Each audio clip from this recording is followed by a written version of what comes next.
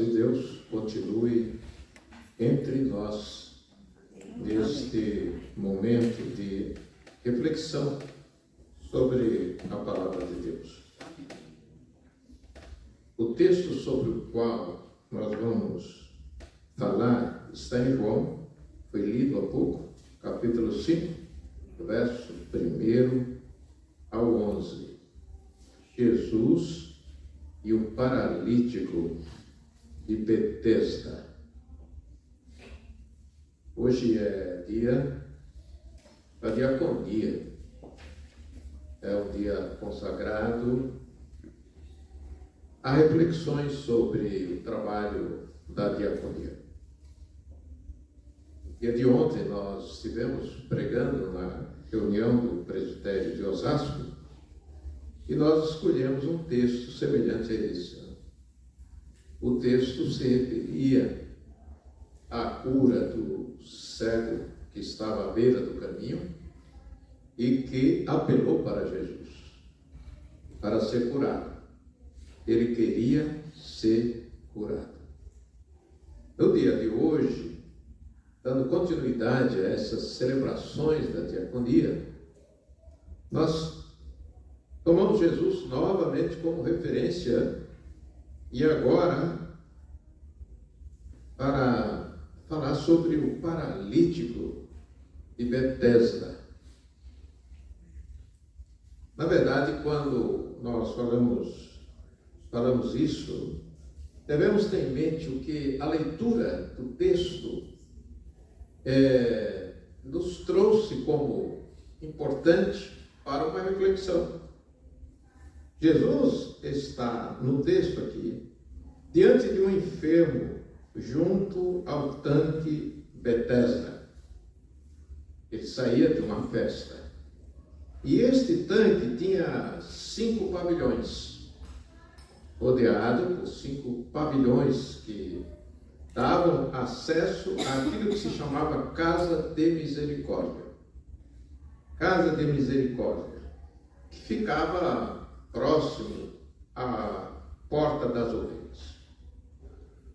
E era comum acontecer isso, todos os anos, que muitos doentes procuravam aquele lugar, porque naquele lugar sempre acontecia algo extraordinário em termos de cura. E entre os que ali estavam, encontravam-se coxos, quer dizer, pessoas também paralíticas, encontravam-se cegos, e era muito comum naquela época o problema da cegueira. Muita gente sofria com cegueira entre os judeus. E grande parte dessa doença era causada pelo grande calor, pela areia, por falta de tratamento adequado para a cura dessa enfermidade. Muita gente sofria com glaucoma. E glaucoma, que ainda hoje, com todo o tempo, com todo o avanço da medicina, ainda hoje não tem cura, mas hoje é uma doença que pode ser controlada. Eu tenho glaucoma. Já há mais de 30 anos, eu lido com essa enfermidade. E a médica que inicialmente me atendeu e disse: "O senhor tem glaucoma?" E eu fiquei chocado, né? Ela disse: "Essa doença", ela emendou, "e essa doença não tem cura, mas tem tratamento que pode ajudar a pessoa, o doente, o enfermo, a conviver com essa enfermidade." E aqui estou eu, convivendo com essa enfermidade. Agora, naquela época não havia isso. Não havia tratamento adequado. E as pessoas sofriam com a cegueira causada pelo glaucoma. Jesus, então, viu ali um paralítico entre os que estavam ali. Ele viu um paralítico que há 38 anos ali esperava a cura. Muito tempo, não? a idade do pastor aqui. O pastor aqui tem 38 anos.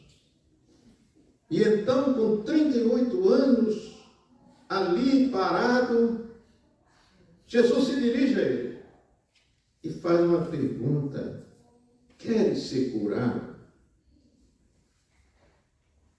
Vamos explorar essa pergunta de Jesus. E então o enfermo disse: eu não tenho quem me leve às águas quando elas são agitadas.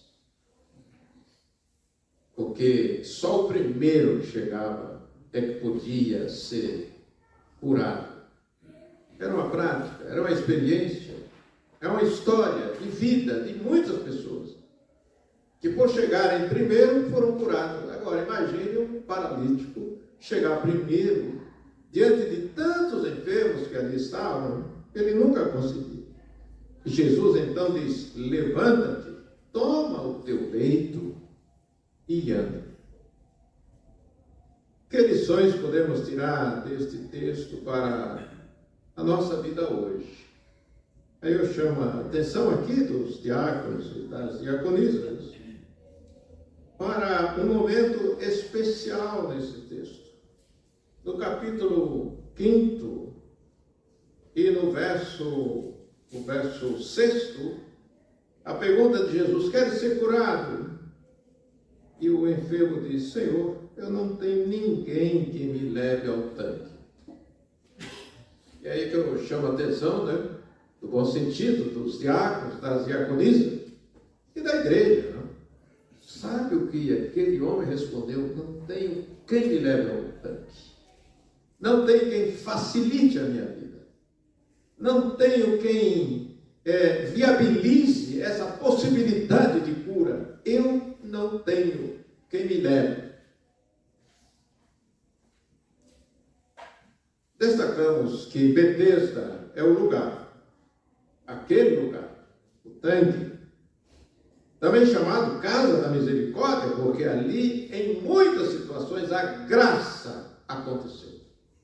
Em muitas situações, ali, a graça de Deus se manifestou. E quando isso se dava ali, naquele tanque, acontecia o tempo do milagre. O tempo do milagre. E esse tempo do milagre foi durante uma das festas de peregrinação dos judeus em Jerusalém. E o texto fala que havia uma festa, que houve uma festa, que os judeus se dirigiram a Jerusalém. Teria sido a festa dos tabernáculos, teria sido a festa da Páscoa, teria sido a festa do Pentecostes. Que festa? Pois é, hoje, apesar das festas humanas, ou apesar dos dissabores da vida, somos sempre desafiados a transformar onde estamos em lugar da graça de Deus. Amém? Amém. Bom, quando falo isso é porque estou baseado nas palavras de Jesus. Né? Baseado nas palavras de Jesus, a gente percebe que no barco, no meio da tempestade, ali se transformou no lugar da graça. Era meia-noite. Estavam no meio de uma grande tempestade, ameaçados de morte. E apesar da experiência desse infortúnio, dessa grande ameaça em relação à vida, ali Jesus operou. Podemos lembrar que Jesus operou no barco, no monte, na praia, na rua. Jesus operou até naquele lugar, que era uma festa de casamento. Todo mundo reunido e tomando vinho. Tomaram tanto vinho que o vinho acabou. E aí houve, imagine, não? Aqui o Antônio faz uma festa, né? 50 anos de casamento, e ele leva muito vinho, e os convidados beberam todo o vinho acabou. Antônio, e o vinho? Acabou. Que vexame do Antônio. Que vexame ali da da Aline e do seu esposo. Que vexame aqui da Marisa e o seu marido. Que vexame quando acaba o vinho, que era o principal da festa, porque o vinho era o grande sinal da bênção. Quando se toma vinho é porque a bênção acontece, a bênção chegou, a bênção entrou na casa, a bênção entrou na vida, a bênção entrou na igreja, então toma-se vinho. O momento de vexame, não? Acabou. Chamaram Jesus. Acabou o vinho. Jesus mandou encher vasilhas com água. E as águas se transformam no vinho, e não era vinho bom. Era vinho bom, Antônio. Quando fizer os 50 anos, chame Jesus para que o seu vinho seja bom, o melhor. E chegaram para Jesus, mas chegaram para o noivo, o dono da festa, mas você deixou para o fim. Nem o noivo sabia explicar isso. É o milagre de Jesus, é a graça de Jesus. E quando o milagre e a graça de Jesus entra na casa, o inferno se transforma em céu, em bênção. Porque muitas casas são verdadeiros infernos. Relacionamentos fracassados. Muitas famílias vivem em guerra. Muito ódio, ciúme, ressentimentos. Já cresceram os filhos e lembram das pancadas que levaram dos pais na infância. Muita gente cheia de ressentimento. Muitas vezes a casa é o lugar do infortúnio. Mas se Jesus entra, se Jesus está, se Jesus chega e olha para a sua desgraça, ele vai perguntar: quer ser curado? Quer ser curado a sua família, a sua casa? Incomoda o templo. Né?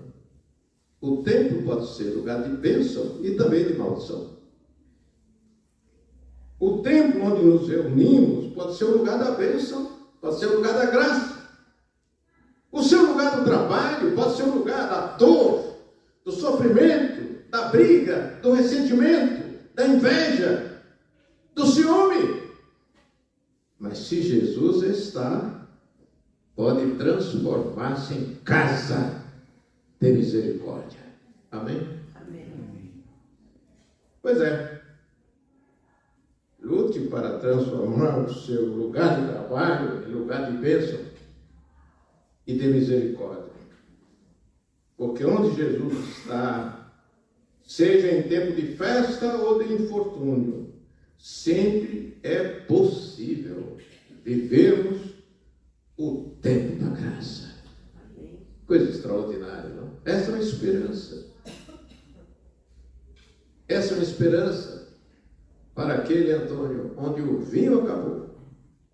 Essa é uma esperança para aquele onde o trabalho é o inferno, uma maldição. Esta é uma esperança para a casa onde não há entendimento, só há discórdia. Essa é a esperança. Bom, hoje a grande multidão de paralíticos com enfermidade de 38 ou mais tempo de espera pela cura. Esse nosso tempo é um tempo também de muita gente assim. Em Jerusalém havia enfermos, coxos, cegos, paralíticos, pais aflitos, filhos sem pais, esperando que as águas fossem agitadas em um lugar onde a misericórdia de Deus pudesse se manifestar e acontecer. Hoje também são muitos os enfermos que estão à procura da graça, que há muitos anos procuram a graça de Deus. Enfermos sociais, desempregados, sem terra, sem teto, prostitutas, drogados, criminosos, crianças abandonadas, idosos, mulheres. Enfermos sociais, que muitas vezes também querem a graça, há muitos anos querendo a graça, pedindo a graça, esperando a graça. Enfermos físicos do nosso tempo, vítimas da fome, da miséria, da nudez, da desolação. Enfermos psicológicos, vítima da depressão, neuróticos, complexados, desequilibrados, medrosos, desesperados, deprimidos, que também precisam da graça. Que o lugar onde estão se transforma em casa de misericórdia, enfermos espirituais, muitos paralíticos na fé, sem convicções, talentos desmantelados, vidas vazias de sentido, sem amor, sem paz, são os espiritualmente frágeis, precisando da graça de Deus. Mas há uma pergunta, né, no texto assim: quantos hoje também querem ser curados? E na pregação de ontem essa pergunta também apareceu. Vocês estão lembrados, quando trouxeram o cego para Jesus, ele estava clamando por Jesus, e Jesus disse: mas quer ser curado? Não, o que queres que eu te faça? Aqui é: queres ser curado?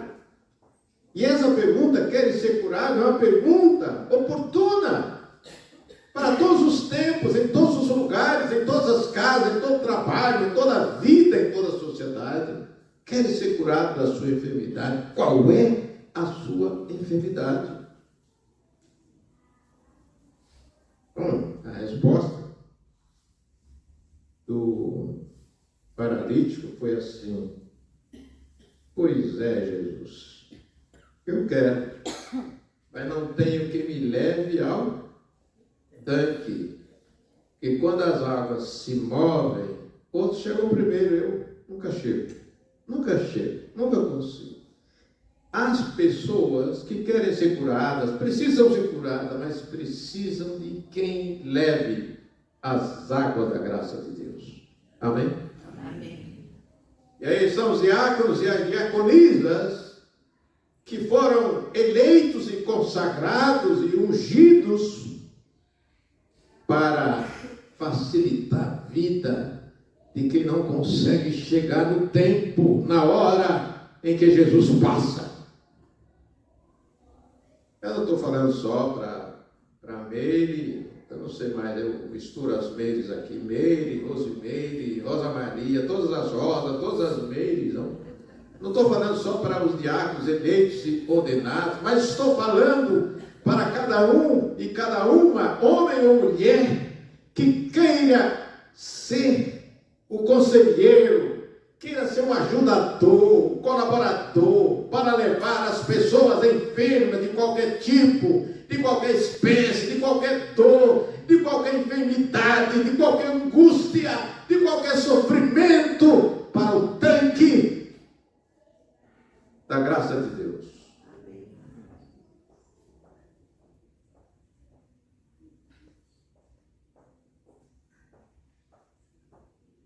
Reconheçamos que não há muita gente querendo fazer isso. Não há muita gente querendo fazer esse papel de ajudar alguém a ir ao encontro da água da graça de Deus. E a história bíblica até mostra alguns casos interessantes, né? Como Moisés no passado, quando Deus queria que ele fosse o portador, fosse o intermediário, não é? Fosse negociar com o faraó para libertar o povo do cativeiro do Egito. E aí, Márcio, Moisés, grande Moisés, endeusado pelos judeus, ele disse: Deus, eu sou gago, não sei falar, não sei negociar, eu não sei argumentar, eu não tenho dialética, eu não sei de política, eu não entendo de nada, sou gago, e gago não tem essa chance de se impor sobre soberanos, sobre políticos, habilidosos. Não, sou gago. É uma desculpa que muita gente pode dar, né? E quando a gente olha ainda a história, lembra-se de Gideão, né? Que alegou ser pobre para não aceitar o chamado de Deus. Podemos lembrar de Jeremias também, que sentiu-se como uma criança, disse: não sei falar. E você vai alegar o quê?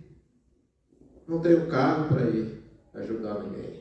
Não tenho dinheiro, não tenho tempo, não sei falar, não sei orar, não sei para levar alguém ao tanque da graça para ser curado. Mas, concluindo, a atitude de Jesus diante da resposta foi assim: são 3 imperativos. Primeiro, levanta-te. Levantar-se naquela situação seria tomar atitude. Às vezes a gente está doente, está caindo os pedaços, não? Desculpe a terminologia. A gente está sem forças, a gente está sem ânimo. E a palavra é: levanta-te. E a pessoa não toma uma atitude. Se na sua doença, na sua dor, né? Tem gente que carrega uma dorzinha debaixo do braço há muitos anos. Não? Se na sua dor, na sua angústia, na sua noite mal dormida, você não toma uma atitude. E a atitude de Jesus é: levanta-te. Foi para o paralítico. Quer ser curado? Então levanta-te. Quem sabe seja a hora de dizer a você, no meio de uma enfermidade espiritual: levanta-te, é a palavra de Deus. No meio de uma crise moral, da família, dos filhos, da mulher, do marido, da sogra e do sogro, vamos pôr esses também no meio: levanta-te, toma atitude. A palavra é levanta-te, é a palavra de Deus, é a palavra de Jesus. Levanta-te e saia para dizer que Jesus continua fazendo milagres. Se você crê nisso, levanta-te. Se você crê nisso, toma o teu leito. Foi o segundo imperativo de Jesus: toma o teu leito. Largue as tuas muletas. E às vezes a gente tem umas muletas preciosas, já está bom da perna, mas eu guardo como recordação. Quebra a muleta, joga no lixo, toca fogo essa muleta, que pode ser autocompaixão, uma muleta, pode ser autocomiseração, pena de si próprio. Qual é a sua muleta? Para não se levantar, para não ir buscar a cura no tanque de Betesda. E anda. É a palavra final de Jesus. Vá. Conte para todo mundo isso. Dê o seu testemunho. Porque é pelo testemunho dos primeiros cristãos o Evangelho chegou até nós. Amém? Amém. Não foi a televisão. Não foi internet. Não foi jornal. Não foi o rádio. Não foi o telefone. Não foi a revista, não foi o livro precioso, best-seller. Mas o que nos fez chegar até aqui, à beira do poço da graça, é o testemunho dos primeiros cristãos. Amém. Irmãos e irmãs, diáconos e diaconisas, todos nós, que o nosso testemunho ajude pessoas a encontrarem a cura para o seu problema, qualquer que seja ele. Amém? Amém. Louvado seja Deus.